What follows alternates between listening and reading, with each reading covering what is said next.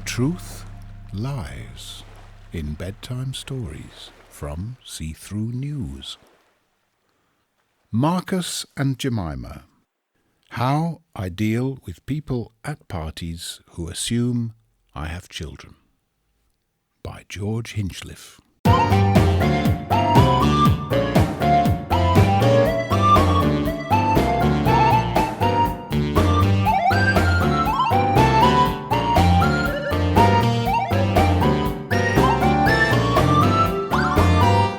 Episode 7.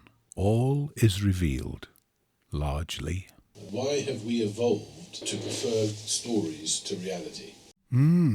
I think it is true that as humans we tend to like stories that are beguiling rather than drawing reasonable conclusions from statistical analysis of what happened. So, for example, when we're all sitting round the table and we've not quite finished the bottle of champagne, I can't imagine a circumstance where people would do that, but I understand that this sometimes happens. And people say, if you simply put a spoon in the top of the champagne bottle, it will stop the bubbles getting out.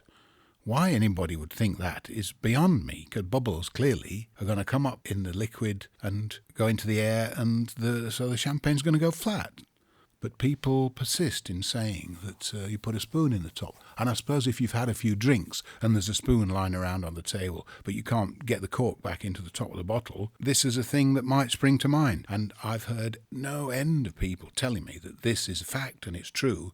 I've proved it beyond a shadow of doubt that it's not true. It just doesn't work at all. I've tried to demonstrate it to other people, but they won't have it. They say, I think there are still some bubbles there, when 2 days later the thing is as flat as a fart, but nevertheless, this is what people do.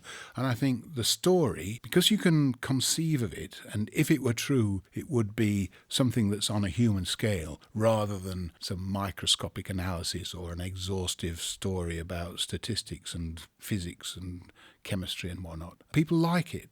And I think a lot of things are like that. Politicians do tend to reassure us and tell us all sorts of things.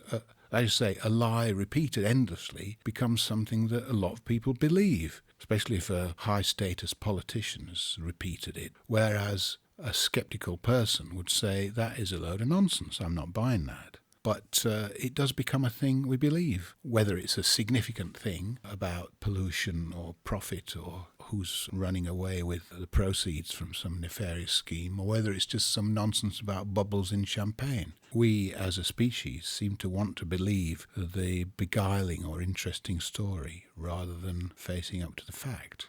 When people have asked me for my CV, resume story of my life, I've said, oh, yes, I run Brown's Garage up Hare Hills Lane in Leeds. Just a small garage. We do MOTs, rebore and decoke, or at least that's what I used to say, when that would have been a perfectly reasonable thing to say. I've no idea about what happens to cars these days. I think it's more like computer diagnosis and install a new unit. But in those days, rebore and decoke sounded quite credible. And then at other times I've told people that I'd been a professional wrestler, but I was looking for something else. I'd saved up the prize money, so there was no great urgency. And at one stage I'd been an unarmed combat instructor. Of course, that was when I was in the armed forces again. But that was not the version of the metaverse which led me to, what was the story? I can't remember what happened now. The dishonourable discharge. There was no honourable or dishonourable discharge. But indeed, when people say, so where did all these children feature in the story, I can say that it happened over several years. And from Marcus right through to Micah and Baz, there were a lot of children. So just to be clear, it was not just Marcus and Jemima, and we've called this series Marcus and Jemima, but actually there were many more children. This is what I said, yes, and when people ask me for the truth, I've said, indeed, there were a lot of children, 13 children altogether. So can you just go through their names? Marcus, Jemima, Clytemnestra, Hubert and Walter. Oh, I missed out Lily, Wayne, Taylor, Warren, Skye, Augusta, Micah and Baz. So you really have 13 children? No, I was lying. If you enjoyed Marcus and Jemima, please try our other The Truth Lies in Bedtime Stories podcast series, all of which are also entirely true, largely.